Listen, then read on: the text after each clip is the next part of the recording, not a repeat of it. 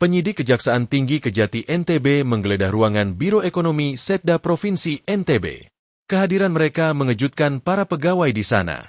Penggeledahan berlangsung tertutup mulai dari pukul 9.30 WITA sampai pukul 10.40 WITA. Saat kegiatan berlangsung, Kepala Biro Ekonomi Wirajaya Kusuma tidak berada di tempat. Indra mengatakan Wirajaya sedang ada tugas dinas di luar, sehingga dia tidak berada di ruangan. Indra mengatakan, penggeledahan ini berkaitan dengan kasus dugaan korupsi, pengembangan dan pengelolaan sistem penyediaan air minum SPAM di Gili Trawangan dan Gili Meno antara PT Berkah Air Laut dan PT Gerbang NTB Emas. Usai penggeledahan, penyidik mengamankan 3 boks dokumen dari ruangan tersebut. Indra mengatakan berkas yang diamankan berkaitan dengan kegiatan PT GNE sejak tahun 2018 hingga 2024. Ada 3 boks, macam-macam, ada laporan, kerangka acuan, berkaitan dengan kegiatan PT GNE, ucap Indra. Kasih Penerangan Hukum Kejati NTB Efrien Saputra mengatakan, penggeledahan ini dilakukan setelah mendapatkan izin dari Pengadilan Negeri Mataram.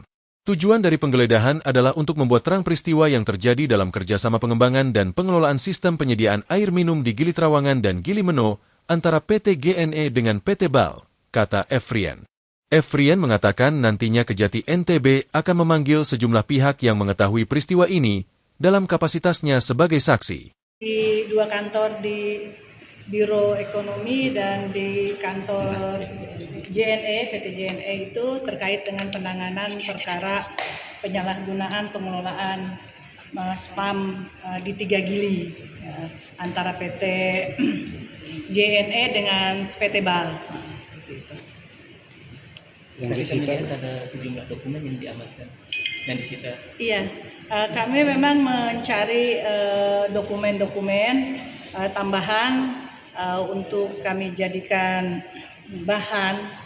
Kami lakukan penelitian untuk penguatan alat bukti, pembuktian nanti di persidangan seperti itu.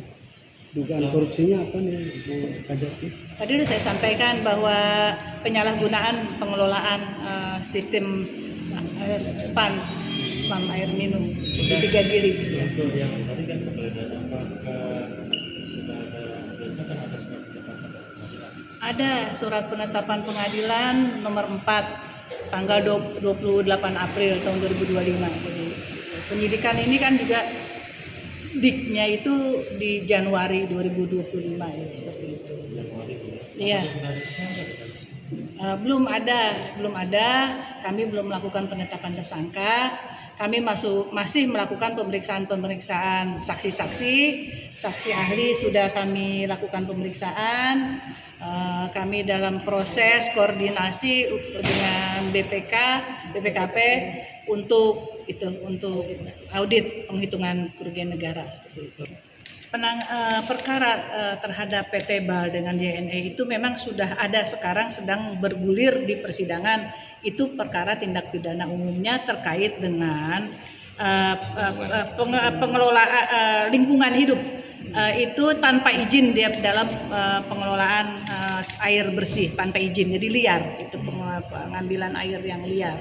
Dan dari kami di kasus korupsinya bahwa kami melihat bahwa ada dalam pengelolaan air di sana itu yang tidak masuk ke dalam hak-hak negara seperti itu. Jadi ada kerugian negara di dalamnya seperti itu.